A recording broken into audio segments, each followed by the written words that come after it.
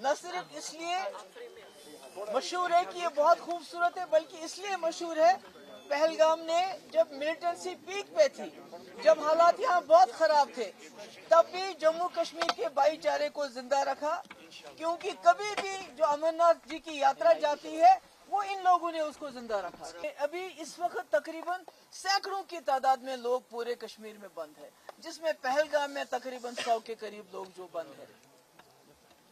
तो ये मुझे लगता है कि ये ठीक नहीं है। और अगर टूरिस्ट यहाँ आ रहा है इस वक्त, वो पहलगाम आता है तो यहाँ पहलगाम सारा बंद है, चंदनवाड़ी बंद है, आड़ू बंद है, बाकी जगह बंद है।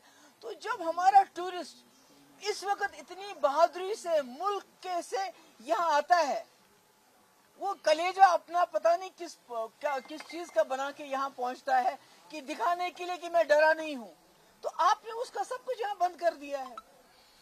तो फिर आप उनको वहां बताइए, फिर आप उन सीधे बोलिए हमने यहाँ कश्मीर आने नहीं देना है किसी को। जब मुफ्ती साहब ने 2002 में हुकूमत संभाली थी तो वाजपेयी जी वजीर आजम थे, तो उस वक्त चूंकि मिलिटेंसी की वजह से बहुत नुकसान हुआ था, तो घोड़े वालों के लिए वाजपेयी जी ने एक पैकेज का, फाइनेंशियल पैकेज का ऐलान किया था। आज जो घोड़े वालों का इस वक्त सीजन में इतना बड़ा नुकसान हो गया, इतनी तकलीफ है, मेरी गुजारिश है कि इनके लिए ये सोच के कि आगे अमरनाथ यात्रा आने वाली है, इन्हीं लोगों को काम करना है, इन्हीं लोगों को उनको कंधे पे उठाना है, घोड़ों पे उठाना है, पालकी में उठाना है।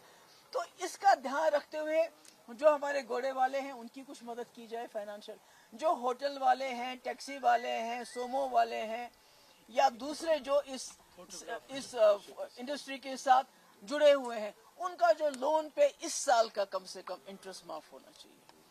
मैं होम मिनिस्टर साहब से कहना चाहती हूँ, जो हमारा बकरवाल तक का है, ट्राइबल जो गाय भैंस चराते बेचारे, इनका इसी पे गुजारा है, इनको आर्मी के लोग जंगलों में जाने, ये कहाँ लेके जाएंगे भेड़ बकरियां। देखिए, आपको सिक्योरिटी की परवाह है, हम कोई इस वक्त ब्लेम गेम नहीं करना चाहते हैं, हम बहुत सवाल कर सकते हैं पर हम कोई सवाल नहीं करना चाहते, क्योंकि मैं नहीं चाहती हूँ कि इस वक्त जो इतना बड़ा हादसा हो गया इसमें हम एक दूसरे को कसूरवार ठहराए। अगर सिक्योरिटी तो ठीक है, मगर ये बेचारे बकरवाल कहाँ जाएंगे, ये अपनी भेड़ बकरियां लेके कहाँ जाएंगे। जम्मू से लेके आ रहे हैं इस वक्त, जंगलों में इनको जाने नहीं देते हैं, इन पे इल्जाम लगाते हैं जी आप मिलिटेंटों को खाना खिलाते हो, इनके पास अपने खाने के लिए जहर नहीं है तो उनको क्या खिलाएंगे।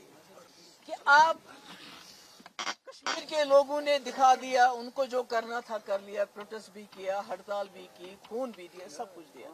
अब आपके साथ वो इस हद तक कोऑपरेट करने के लिए तैयार हैं कि आप उनको थानों पे बुलाते हैं, वो आ जाते हैं। मगर अभी इन्हीं दिनों में 2 हादसे हुए, एक बांडीपोरा में जो वहां का अल्ताफ लाली, जिसको थाने पे बुलाया गया, बहन के साथ गया, बहन को वापस भेजा गया और उसके बाद उसकी लाश। इसी तरह कल कुलगाम में टंगमर्ग में एक हादसा हुआ, इम्तियाज मागरे, उसको आर्मी ने बुलाया, अपने साथ लेके गए और उसके बाद कल दरिया में उसकी लाश। तो मुझे ये बताइए, अगर खुद कश्मीरी आपके पास आता है, आपके कैंप पे आता है, थाने में जाता है, पुलिस स्टेशन में जाता है पूछताछ के लिए कि पूछो क्या पूछना है, तो आप उसकी लाश भेज देते हो।